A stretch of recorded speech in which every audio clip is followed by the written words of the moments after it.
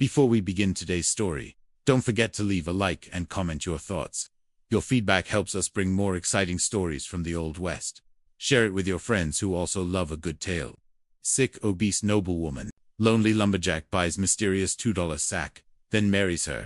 The autumn wind howled through the Colorado mountains like a wounded wolf, carrying the scent of pine and approaching snow. Jack Thornton swung his axe one final time, watching the massive ponderosa pine crash to the forest floor, with a thunderous crack that echoed through the valley below. 37 years he'd lived alone in these godforsaken mountains. And he reckoned he'd die here too, with nothing but the trees and the occasional eagle for company. His cabin sat a full day's ride from the nearest town of Millbrook, nestled in a clearing he'd carved from the wilderness with his own bloodied hands 15 years ago.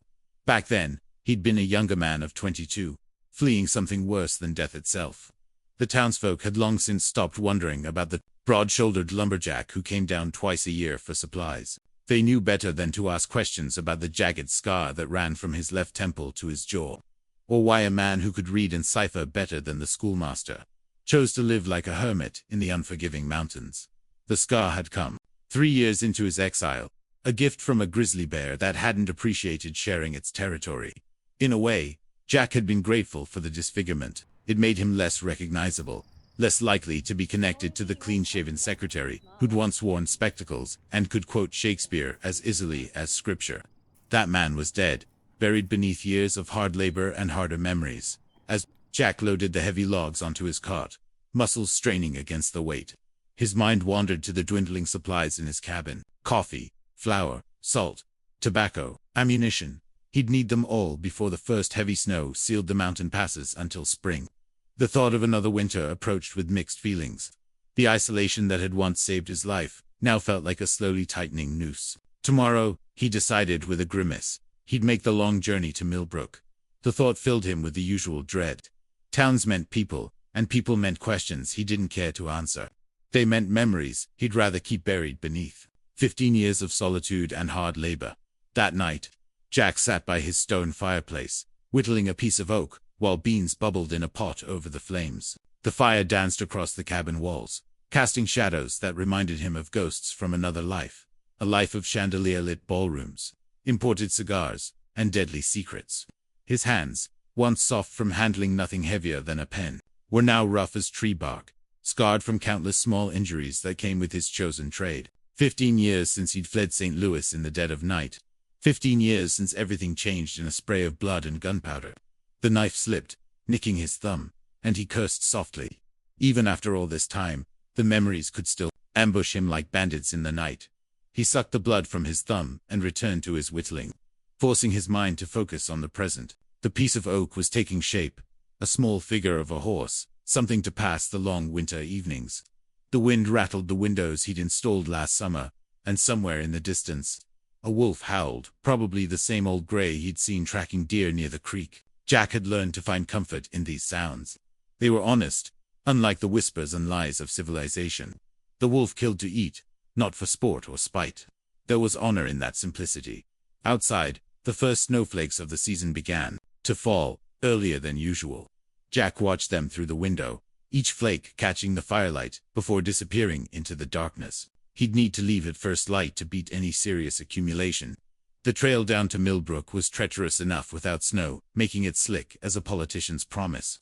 He stood and walked to the window, pressing his palm against the cold glass. Below, the valley stretched out in darkness, and beyond that, somewhere past the mountains and plains, lay the world he'd left behind. A world where Theodore Aldrich had likely prospered on his father's fortune, built on a foundation of patricide and lies.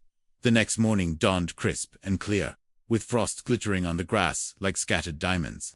Jack had been up since before dawn, preparing for the journey with the methodical precision of long habit. He'd shaved for the first time in months, revealing the full extent of the scar that marred his otherwise handsome face. The reflection in his small mirror showed a man aged beyond his years, with silver threading through dark hair and lines carved deep by sun, wind, and sorrow. He looked like what he was, a man who'd lived hard and carried secrets that weighed more than any load of timber. After a breakfast of coffee and hardtack, Jack loaded his wagon with items to trade: carved wooden figures he'd made during the long evenings, a few pelts from animals that had tried to raid his stores, and bundles of special hickory that furniture makers prized. Even in his exile, he maintained his pride in honest work honestly done. He would take no charity and give no man reason to think him less than respectable, even if respectability was a costume he wore only on these trips to town. Jack hitched his old mule, Moses, to the cart and began the long descent toward town. Moses was getting on in years, like his master, but he was steady and sure-footed on the mountain trails. They'd been partners for nearly a decade now, ever since Jack had found him half-starved and tangled in an abandoned prospector's claim. Moses knew the way to Millbrook as well as Jack did, and seemed to sense his master's reluctance. Moving slower than usual, as if to delay the inevitable encounter with civilization, the trail wound through groves of aspen already turned gold, their leaves whispering secrets in a language Jack had learned to ignore. At one point, they passed the remnants of an old mining camp, long abandoned to the elements. Jack always felt a kinship with these ghost towns, places where men had come seeking fortune and found only disappointment. He understood the impulse to chase dreams into the wilderness, even if those dreams turned to dust. By the time the sun reached its zenith, he could see smoke rising from Millbrook's chimneys, and his jaw tightened with each mile that brought him closer to humanity. The town had grown in recent years, fed by the Denver and Rio Grande Railroad that now connected it to the wider world. New buildings crowded the outskirts, and the sound of hammering echoed across the valley. Progress, they called it. Jack saw it as just another way for men to complicate their lives. Millbrook's main street was busier than he remembered. Wagons crowded the thoroughfare, and men in city clothes mingled with the usual assortment of miners, ranchers, and tradesmen. Jack pulled his hat low over his eyes and navigated Moses through the traffic. Heading for Patterson's general store, he'd get his business done quickly, trade his goods, buy his supplies, and escape back to the mountains before anyone could engage him in unwanted conversation. But as he stepped onto the creaking boardwalk, a commotion near the train depot caught his attention. A crowd had gathered, at least 30 people, their voices raised in excitement and disbelief. Despite his better judgment, Jack found his feet, carrying him toward the disturbance. In a town like Millbrook, any deviation from routine was cause for investigation, and something about the energy of the crowd spoke of more than typical small-town gossip. There was an electric quality to the air, like the feeling before a thunderstorm, and Jack had learned to trust his instincts about such things. The crowd parted reluctantly as Jack's imposing figure pushed through. Women clutched their shawls tighter and men stepped aside, aware of the latent power in those broad shoulders and scarred hands. Some recognized him and whispered to their companions, "That's the hermit from up Mountain Way, the one who lives alone with the bears and wolves." Jack ignored them, his attention fixed on the center of the gathering. There stood old Samuel Chen, the Chinese merchant who ran a small shop at the edge of town. Jack had seen him before, but never spoken to him. Chen dealt in oddities and imports that held no interest for a practical man. But Jack knew Chen's story, as he knew most of the stories that circulated in Millbrook. The old man had arrived some 15 years ago, about the same time as Jack himself, and had built his business slowly and carefully despite the prejudice many harbored against his kind. Today, however, Samuel had set up a table outside the depot, displaying an array of canvas sacks that had the whole town buzzing like a disturbed beehive. The sacks were arranged in a precise pattern, 12 in total, each seemingly identical, yet somehow distinct. The old man stood behind his table with the patience of stone, seemingly unbothered by the skepticism and mockery surrounding him, wore traditional Chinese robes rather than his usual Western clothing, and something about his bearing suggested ceremony, ritual, purpose. $2 each, Samuel called out, his weathered face creased with a knowing smile that seemed directed at Jack alone. His voice carried an unusual authority for such a small man, cutting through the crowd's chatter with surprising clarity. Mystery sacks from the Orient. Who knows what treasures lie within? Perhaps fortune, perhaps wisdom, perhaps nothing at all. But I promise you this, each sack contains exactly what its buyer needs most, though not always what they want. His dark eyes swept the crowd, lingering on each face as if reading their deepest desires and fears. The townspeople laughed and shook their heads, but there was nervousness in their laughter, as if Samuel's words touched something deep and uncomfortable within them. Jake Morrison, the burly blacksmith whose arms were as thick as fence posts, spat tobacco juice into the dust. $2.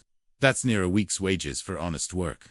Ain't nobody fool enough to waste good money on a pig in a poke. You'd have better luck selling ice to Eskimos, old man. But even Jake's booming voice couldn't quite hide his curiosity about what might lie within those mysterious sacks. "That's robbery.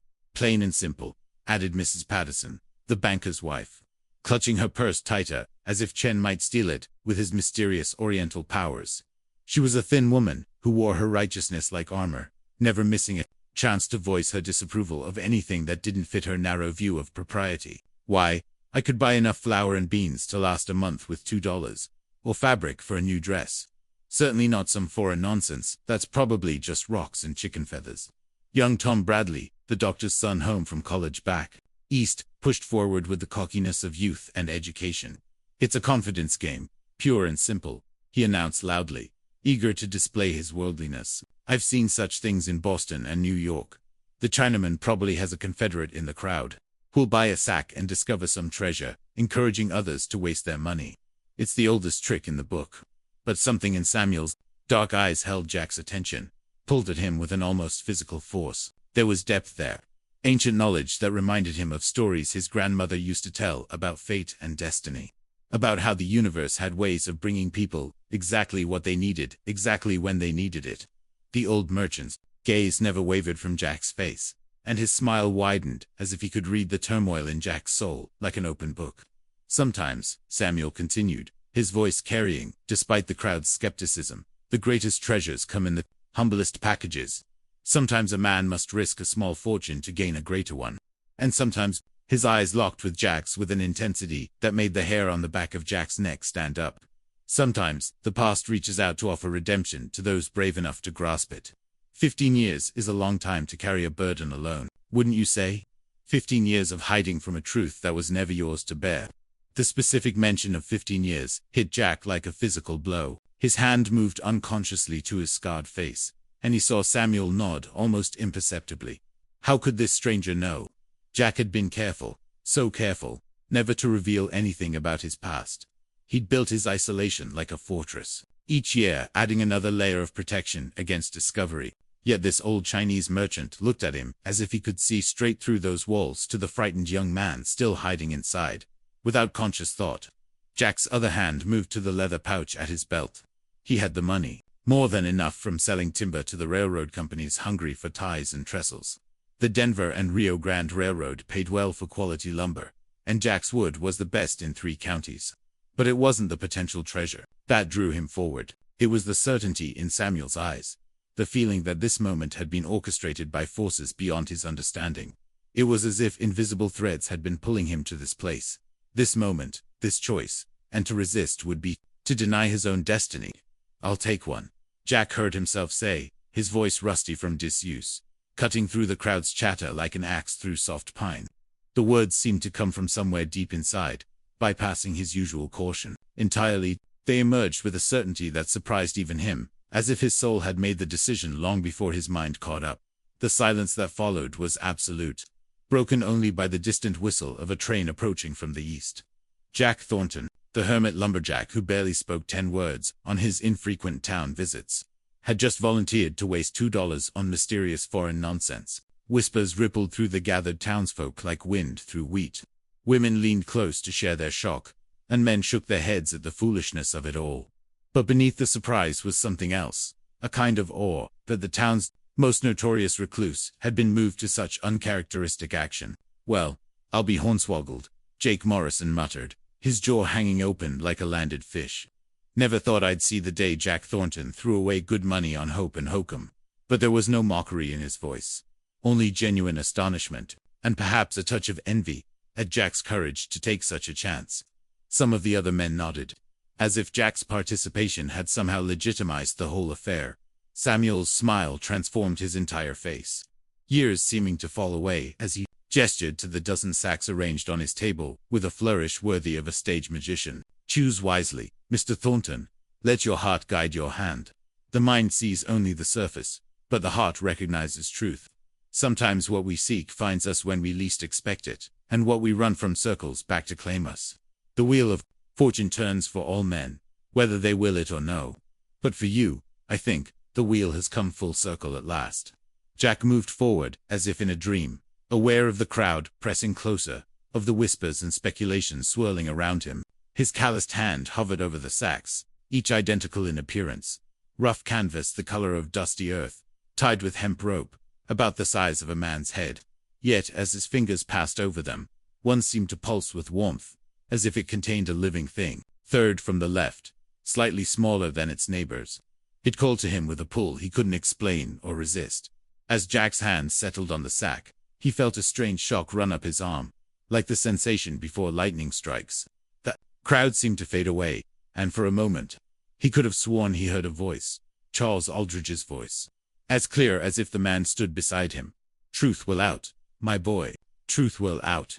The sensation lasted only a heartbeat, but it left Jack shaking, his certainty absolute. This was meant for him. "An excellent choice," Samuel said, lifting the sack with reverent hands. It was heavier than Jack expected, and something inside shifted with a metallic whisper that spoke of secrets and possibilities.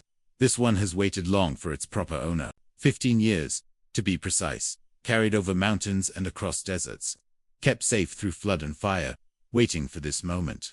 May it bring you what you need most, though the path may wind through darkness before finding light. Remember, Mr. Thornton, courage is not the absence of fear, but action in spite of it. And sometimes, the greatest courage is in facing the past we've tried so hard to forget." Jack tucked the sack under his arm, its weight both foreign and strangely familiar, as if he'd carried it before in dreams. He dropped $2 silver on the table, the coins ringing like church bells in the stunned silence. Without a word, he turned and pushed back through the crowd, ignoring the explosion of gossip that erupted in his wake.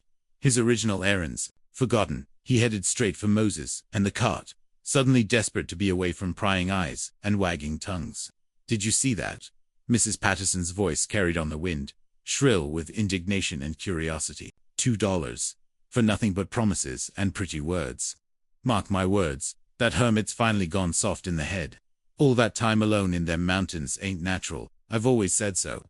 Maybe he knows something we don't.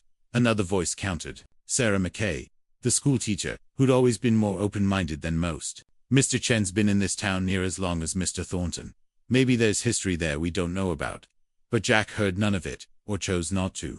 He was already climbing onto his cart when Samuel's voice reached him one last time, pitched, just loud enough for him to hear. "When you discover what lies within, Mr. Thornton, remember that some gifts come with obligations. The dead sometimes speak to the living, and old debts must be paid. She waits for you, as she has waited all these years. Do not let fear keep you from your destiny. The truth you've carried alone was never meant to be a solitary burden." The ride home seemed endless, the sack beside him on the wagon seat drawing his gaze like a lodestone draws iron filings. Moses plodded along the familiar trail, occasionally flicking his ears at his master's distraction, but otherwise unbothered. The old mule had seen stranger things in their years together. The afternoon sun slanted through the pines, painting everything in shades of gold and amber, but Jack saw none of it. His mind raced with possibilities and impossibilities, with memories long suppressed and fears never quite conquered. Samuel's words echoed in his mind. "She waits for you." Who could be waiting? The only she from his past who mattered was Charlotte Aldridge, but surely she had forgotten the secretary who'd disappeared the night her father died. She'd been 17 then, away at finishing school, safe from the horror that had unfolded in her father's study. By now she'd be likely married with children of her own, living the life of privilege her birth had promised. What could she possibly have to do with a sack sold by a Chinese merchant in a Colorado mining town? By the time Jack reached his cabin, purple shadows stretched across the clearing, and the first stars pricked the darkening sky like diamonds on velvet. The temperature had dropped considerably, and his breath misted in the air as he unhitched Moses. His hands trembled as he worked, though whether from cold or anticipation he couldn't say. He saw to the mule's needs with automatic precision. Water from the creek, oats from the bin, a thorough brushing that Moses accepted with patient dignity. All the while aware of the sack waiting on the wagon seat, like a coiled rattlesnake, ready to strike. Inside his cabin, Jack lit the lantern with fingers that wouldn't quite steady. The familiar space, usually a comfort, felt suddenly too small, as if the walls were closing in. He'd built this place as a sanctuary, each log placed with his own hands, each chink filled against the winter winds. Now it felt more like a prison, one of his own making. He placed the sack on his rough-hewn table, the same table he'd built 15 years ago when he'd first fled to these mountains. The wood bore the scars of countless meals, Countless lonely evenings, countless attempts to forget what couldn't be forgotten. For a long moment, he simply stared at the sack, wrestling with the urge to throw it in the fire unopened. Whatever lay inside would change things. He knew that with a certainty that sat like lead in his stomach. For 15 years, he'd maintained his exile, his penance for a crime he didn't commit but couldn't prevent. Opening this sack felt like opening a door he'd barred and bolted, inviting in all the ghosts he'd worked so hard to exorcise. But Charles Aldridge had been more than an employer. He'd been the father Jack had never had. The mentor who'd seen potential in a young man, with quick hands and a quicker mind. If Charles had somehow orchestrated this moment from beyond the grave, Jack owed him the courage to see it through. With sudden decision, born of the knowledge that hesitation would only make things worse, Jack untied the hemp rope. The knots released easily under his fingers as if eager to reveal their secret. The canvas fell away to reveal another bag inside, this one made of midnight blue silk that shimmered in the lamplight like water under moonlight.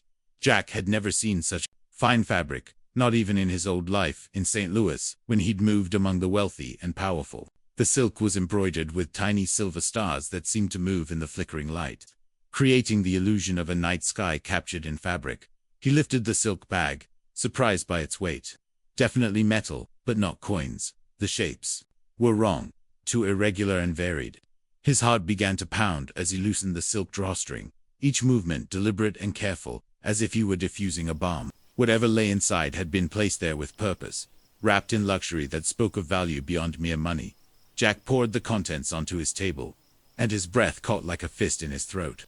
Jewelry spilled across the scarred wood, in a glittering cascade that seemed to light up the dim cabin. A pearl necklace with a gold clasp, fashioned like a rose, the pearls perfectly matched and lustrous. Several rings set with precious stones, rubies, emeralds, sapphires that caught the lamplight like trapped stars. A silver brooch shaped like a butterfly with sapphire wings so delicate they seemed ready to take flight at any moment. A lady's locket on a chain so fine it looked like spun moonlight, engraved with flowing script he couldn't quite make out. But it was the man's signet ring that made his knees buckle, forcing him to sink into his chair before his legs gave way entirely. The Aldridge family crest stared up at him from the heavy gold ring, crossed swords behind a lily, the motto Veritas et Honor, etched below in flowing script. Truth and honor. The ring seemed to pulse with its own light, or perhaps that was just the tears blurring Jack's vision. After 15 years, the past had found him, delivered by fate or providence, or the careful planning of a dead man who'd refused to let injustice stand. The weight of recognition crashed over Jack like an avalanche, burying him in memories he'd spent 15 years trying to forget. He picked up the signet ring with trembling fingers, feeling its familiar weight, seeing Charles's hand wearing it as he signed documents, gestured during conversations, rested it on Jack's shoulder in moments of paternal pride. The gold was worn smooth in places from years of daily wear, and Jack could picture exactly how it had gotten that way. Memories flooded back with painful clarity. Charles, gasping on the imported Turkish carpet of his study, crimson spreading beneath him like spilled wine. The smell of gunpowder hanging in the air like incense at a funeral. Theodore standing over the body, the smoking Navy Colt still in his hand, his face twisted with rage and something darker. Triumph, perhaps, or relief. The scene played out in Jack's mind with the clarity of yesterday, every detail etched in painful precision. You, Theodore had screamed at Jack, his voice high and wild with manufactured panic. You did this. You killed him for his money. I saw you. Everyone would believe me. The trusted son, or the hired help who was alone with him. You'll hang for this. Mark my words. The young man's eyes had gleamed with a terrible satisfaction, and Jack had known in that moment that Theodore had planned this, had waited for the perfect opportunity when Jack would be alone with Charles. But it had been Charles who spoke the truth with his dying breath, his voice barely a whisper but clear as mountain water. Run, Jack. Take the truth and run. He'll see you hang for this. The papers in the safe. Prove everything. But go now. Live, someday. Make it right. Charlotte. Protect Charlotte. And then the light had faded from those kind eyes, leaving Jack alone with a murderer and a choice that was no choice at all. Jack had run that night, fleeing St. Louis with nothing but the clothes on his back, and the terrible knowledge of what Theodore Aldridge had done. He'd wanted to go to the authorities, to scream the truth from the rooftops. But who would believe him? Theodore was already spinning his tale, no doubt, painting Jack as a greedy secretary, who'd killed his employer for money. The powerful always won such battles, and Jack had no illusions about his chances in a court of law. Now, after all these years, Charles had somehow reached out from beyond the grave. Jack picked up each piece of jewelry with reverent hands, examining them in the lamplight. The butterfly brooch was exquisite work, its silver wings so detailed he could see individual scales. The pearl necklace spoke of elegance and wealth, the kind of piece a lady would wear to the opera or a grand ball. Each gem, each precious metal, whispered of a life Jack had left behind, a world of beauty and refinement that seemed impossibly distant from his rough cabin and calloused hands. One ring in particular caught his attention, a sapphire surrounded by diamonds in a gold setting that seemed to capture all the light in the room. He held it closer to the lamp, squinting at the inside of the band. There, in script so fine he almost missed it, was an inscription, "To my beloved Charlotte, forever yours, Charles." The words hit him like a physical blow, stealing his breath and bringing back a flood of memories he'd tried to dam up for 15 years. Charlotte, Charles's daughter, named for her mother who'd died of consumption when the girl was 12. Jack remembered her with painful clarity, 17 years old when he'd last seen her, home from Miss Pemberton's academy in Boston for the Christmas holidays. She'd had her father's keen intelligence and her mother's beauty, with auburn hair that caught fire in sunlight and eyes the color of spring violets. But more than her beauty, he remembered her kindness, her quick wit, the way she'd treated everyone from the lowest servant to the highest guest with the same genuine warmth. Jack's mind drifted back to those days in the Aldridge mansion, when he'd been young and ambitious, grateful for the chance Charles had given him. Charlotte would often visit her father's study, bringing tea and staying to discuss the books she was reading. She'd been fascinated by Jack's work, asking about legal precedents and business strategies, with an intelligence that surprised and delighted her father. Jack remembered the way she'd laugh at Charles's dry jokes, the way she'd defend the servants when Theodore was cruel to them, the way she'd slip Jack extra cookies during long evenings of taking dictation. There had been one particular evening, just a week before Charles's death, when Charlotte had found Jack working late in the study. She'd brought him coffee and sat across from him, her face serious. "Father trusts you completely," she'd said. "He told me that if anything ever happened to him, I should come to you for help. He said you were the most honorable man he knew." Jack had been touched by the confidence, but had assured her that Charles would live for many years yet. How wrong he'd been. A folded paper at the bottom of the silk bag caught his eye. Sealed with wax he recognized immediately. Charles's personal seal, not the family crest. With shaking fingers, he broke the seal and unfolded the heavy paper. The elegant script was unmistakably Charles's, though, written with evident haste. "My dear Jack, if you are reading this, then Samuel Chen has found you at last. And my preparations have borne fruit. I write this in haste, knowing my time grows short. Theodore's debts have driven him to desperation, and I fear what he might do.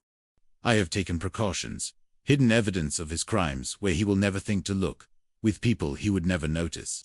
The jewelry you hold belonged to my dear wife and was meant for Charlotte. But Charlotte needs more than jewels now. She needs a protector, someone who knows the truth. Find her in Silverton.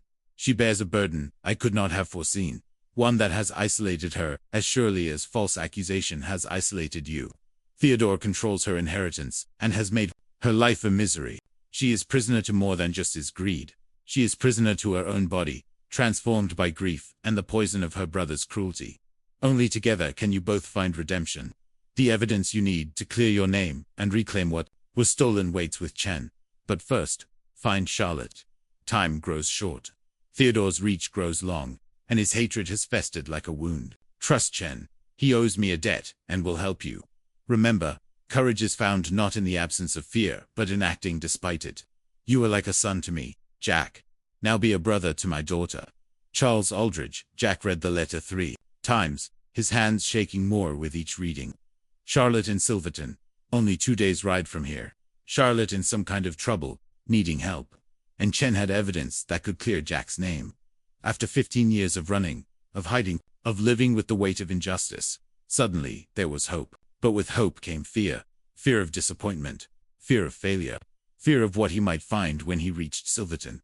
The reference to Charlotte being prisoner to her own body puzzled and worried him. What had happened to the vibrant, beautiful girl he remembered? What had Theodore done to her? Jack's hands clenched into fists at the thought of Theodore's cruelty extending to his own sister. The man who could murder his father would stop at nothing to maintain his power and wealth. Jack carefully folded the letter and placed it with the jewelry. Outside, the wind had picked up, howling through the pines like a chorus of ghosts. Snow was definitely coming, perhaps by morning. If he was going to Silverton, he'd need to leave soon, before the passes became impassable. But first, he needed to see Chen again, to get whatever evidence the old merchant had been holding. Sleep eluded Jack that night.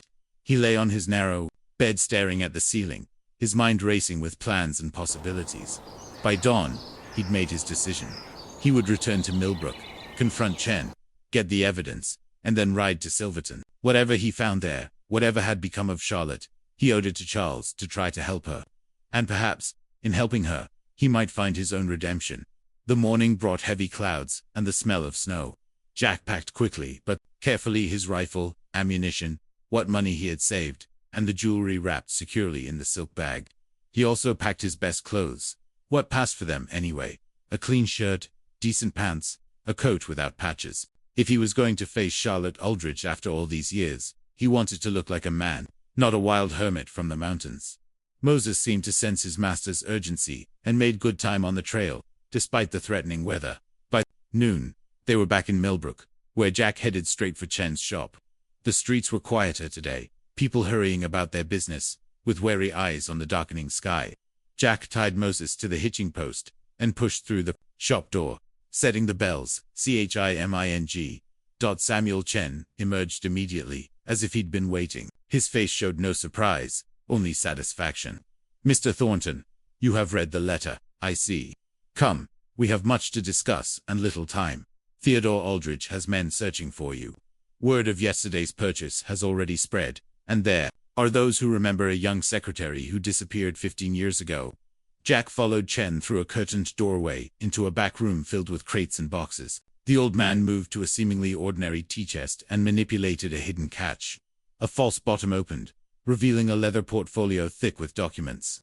Charles Aldridge was a careful man, Chen said, handing the portfolio to Jack. He suspected his son's nature long before that final night. "These are copies of documents proving Theodore's embezzlement, his forged signatures on loans, his connections to criminal elements in St. Louis.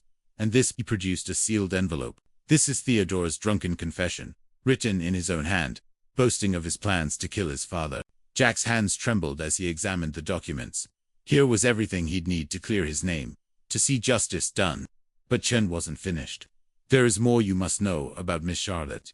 After her father's death, Theodore took control of everything.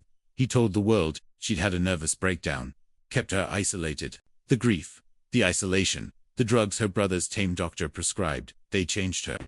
She found solace in food, and over the years," Chen paused delicately, "she is not the girl you remember, Mr. Thornton. Her body has become her prison as surely as these mountains have been yours." Understanding dawned on Jack. The burden of flesh from Charles's message. Charlotte had grown heavy, perhaps enormously so. In the world of society and appearances she'd been raised in, such a transformation would be devastating. No wonder Theodore had found it easy to keep her isolated and under his control. "She lives in Silverton under an assumed name," Chen continued. "Mary Brown, she calls herself. Theodore allows her a small stipend, enough to live but not to escape. He tells everyone she died years ago, meanwhile stealing her inheritance month by month. She has no friends, no allies. Until now. Why didn't you help her yourself?" Jack asked. Chun's face was sad. A Chinese merchant approaching a white woman living alone. It would have brought the wrong kind of attention. "But you, Mr. Thornton, you have a legitimate connection. You can help her, where I could not." Jack tucked the portfolio inside his coat. "Theodore will come after us both if he learns I'm alive and have this evidence. Indeed.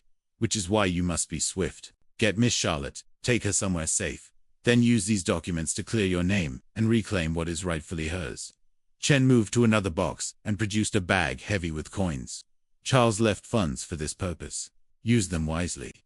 Jack left Chun's shop with his mind reeling from everything he'd learned. Theodore had not only murdered his father, but had systematically destroyed his sister's life, stealing her inheritance while keeping her prisoner, through shame and isolation. The cruelty of it made Jack's blood boil. He'd thought 15 years, In exile had been hard, but at least he'd had his freedom, his mountains, his solitude by choice. Charlotte had been trapped in a different kind of prison, one made of flesh and societal judgment. The snow began falling as Jack started the journey to Silverton, fat flakes that quickly covered the ground. Moses plodded steadily onward, seemingly unbothered by the weather. Jack pulled his coat tighter and pressed on. He had to reach Charlotte before the storm made travel impossible, and before Theodore's men could track him down. Chen had warned that Theodore had grown paranoid over the years, constantly searching for any threat to his stolen fortune. As he traveled, Jack tried to prepare himself for seeing Charlotte again. The vibrant, laughing girl he remembered was gone, replaced by a woman who'd suffered years of isolation and cruelty. Would she even remember him? Would she trust him after all these years? And what could he offer her beyond the truth about her father's death and evidence of her brother's crimes? The trail to Silverton wound through increasingly mountainous terrain, and the snow fell heavier with each passing hour. Jack was forced to stop for the night at a way station, a rough establishment that catered to travelers and freight drivers. He kept to himself, hat pulled low, speaking to no one, but he noticed two men at the bar who seemed too interested in the comings and goings of travelers, asking questions about anyone heading to Silverton. Theodore's men, perhaps, or just his paranoia. The next morning dawned clear but bitterly cold. Jack set out before dawn, wanting to reach Silverton early. The town came into view by mid-morning, larger than Millbrook but with the same frontier feel. Mining had made it prosperous, and the buildings showed it brick and stone rather than wood. With pretensions to Eastern respectability, finding Charlotte's house proved easier than expected. When Jack quietly inquired about Mary Brown at the general store, the proprietor's wife sniffed disdainfully. That peculiar woman who lives alone at the edge of town. The enormous one who never shows her face in daylight. Take the North Road, last house before the forest. Though why anyone would want to visit her is beyond me. Keeps to herself. Orders her supplies delivered. Not natural, if you ask me. Jack's jaw tightened at the cruel words, but he merely thanked the woman and left. The prejudice Charlotte faced was clear. Her size had made her a pariah, someone to be whispered about and shunned. Theodore had chosen her hiding place well. Who would look for the beautiful Charlotte Aldridge in an obese recluse named Mary Brown? The house, when Jack found it, was modest but well maintained, with curtains drawn against the world. Smoke rose from the chimney, indicating someone was home. Jack tied Moses to the fence, his heart pounding harder than it had during any encounter with bears or wolves. 15 years led to this moment. He walked to the door, raised his hand to knock, then froze as he saw movement at the window. A face appeared briefly behind the lace curtain, round, pale, framed by auburn hair, still vibrant despite everything. The eyes, though surrounded by flesh that hadn't been there before, were unmistakably Charlotte's. Recognition bloomed in those violet depths, followed by shock, then something that might have been hope. The curtain fell back, and Jack heard footsteps approaching the door, slow and heavy. His hand was still raised to knock when the door opened, and for the first time in 15 years, Jack Thornton stood face to face with Charlotte Aldridge. For a long moment, neither spoke. Charlotte stood in the doorway, her massive form filling it completely. She wore a dark dress that attempted to hide her size but couldn't disguise the fact that she must weigh 3 times what she had as a girl. But her face, though round and full, still held the intelligence and kindness Jack remembered. Tears traced down her cheeks as she stared at him. One hand pressed to her heart. "Jack," she whispered, her voice exactly as he remembered it, cultured and sweet. "Is it really you?" "But you're dead," Theodore said. "They hanged you for—" She swayed, and Jack quickly stepped forward to steady her. "I'm alive, Miss Charlotte. I've been hiding in the mountains all these years. Your father." He made arrangements. He knew what Theodore was planning. Jack reached into his coat and produced the signet ring. "He sent me this, and a message. He wanted me to find you, to help you." Charlotte's composure crumbled entirely. She began to sob, great heaving sobs that shook her entire body. Father knew. He knew Theodore would. "Oh, Jack, it's been so horrible. I'm so sorry for everything. Please, come in before someone sees you." Jack followed her into the small parlor, noticing how she moved carefully, as if navigating her own body was a challenge. The room was clean and neat but sparse, with few personal touches. Charlotte lowered herself carefully into a reinforced chair, gesturing for Jack to sit. He could see the shame in her eyes, the way she tried to arrange her dress to minimize her size. Don't, Jack said gently. You have nothing to be ashamed of. I know what Theodore did to you. I have proof of his crimes, Charlotte. We can clear my name and reclaim your inheritance. Look at me, Charlotte said bitterly. Do you think anyone would believe I'm Charlotte Aldrich now? Theodore made sure of that. After father died, he told everyone I'd gone mad with grief. He had his doctor keep me sedated for months. When I finally broke free of the drugs, I found solace in the only comfort available: food. By the time I realized what was happening, it was too late. Theodore declared me dead, took everything, and sent me here with barely enough to survive. We can fight him, Jack insisted. I have documents, his own confession, and he has power, influence, and a sister who looks like a sideshow freak. Charlotte interrupted. Who would believe that I'm Charlotte Aldrich? I can barely leave this house without children throwing stones and adults whispering. I'm a prisoner, Jack, just as you've been. Only my prison is made of flesh instead of mountains. Jack leaned forward, taking her hands in his. They were soft still, uncalloused, the hands of a lady despite everything. Your father's message said we could only find redemption together. I've spent 15 years running from a crime I didn't commit. You've spent 15 years suffering for being your father's daughter. Don't we deserve justice? Don't we deserve a chance at life? Charlotte's tears had stopped, and she studied his face with those intelligent eyes. You've changed too, she said softly. The scar, the hardness. We're both different people than we were. But, she squeezed his hands. Father always said, you were the most honorable man he knew. If he sent you to me, then perhaps there's hope after all. There is hope, Jack said firmly. But we need to move quickly. Theodore has men looking for me. We need to get you somewhere safe. Then expose his crimes. I can't travel far, Charlotte said, gesturing at herself. Not quickly, anyway. Then we'll go slowly but surely. I know places in the mountains where no one will find us. We'll take our time, plan carefully. Theodore thinks he's won, but he's about to learn otherwise. Charlotte looked around the sparse room that had been her prison for so many years. I suppose I have little to lose. This isn't living, merely existing. And if there's a chance to honor father's memory, to see Theodore pay for his crimes. Her chin lifted with something of her old spirit. Yes, Jack, I'll come with you. They spent the next hour preparing for departure. Charlotte packed what few belongings mattered to her, some clothes, books, personal items. Jack was touched to see she'd kept a photograph of her father, hidden behind other books. While she packed, Jack told her everything. His flight from St. Louis, his years in the mountains, finding the sack, meeting Chen. Charlotte listened, with growing wonder and anger. Father always was clever, she said. To think he planned all this, even knowing he might die. And Mr. Chen, keeping those documents safe all these years. It's like something from a novel. Your father loved you very much, Jack said. His last words were about protecting you. Fresh tears appeared in Charlotte's eyes. I've dishonored his memory, becoming this. No, Jack said firmly. You survived. That took its own kind of courage. Now, we're going to do more than survive. We're going to live. We're going to reclaim your life, and clear my name. They left as darkness fell, Charlotte wrapped in a heavy cloak that hid her face and form. Jack had procured a wagon, knowing Moses couldn't carry them both. Charlotte moved slowly but determinedly, and Jack admired her courage, leaving the safety of her isolation, trusting a man she hadn't seen in 15 years. It spoke to the strength that still lived within her. Despite everything, the journey to Jack's cabin took 3 days, with stops at isolated way stations, where they attracted little attention. Charlotte bore the hardships of travel without complaint, though Jack could see it taxed her greatly. They talked during the long hours on the trail, rediscovering their old friendship. Charlotte's wit was still sharp, her mind still keen. Only her body had changed, not her essential self. On the morning of the 4th day, they reached a larger town where Jack could telegraph trusted friends of Chen's in Denver.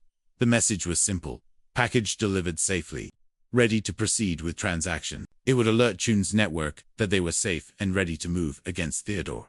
That evening, in the safety of a reputable hotel, Jack showed Charlotte all the documents Chen had provided. Her face went pale, then flushed with anger as she read her brother's confession. He boasted about it, she whispered. He actually boasted about murdering father. Pride goeth before a fall, Jack quoted. Theodore's arrogance will be his undoing. Charlotte looked at Jack with something new. In her eyes, you've risked everything for me. Why? Because your father saved my life once, gave me a chance when no one else would. Because you treated me with kindness, when others saw only a servant, because it's right. Jack paused, then added quietly, because in all my years of isolation, the memory of your family's kindness was sometimes all that kept me sane.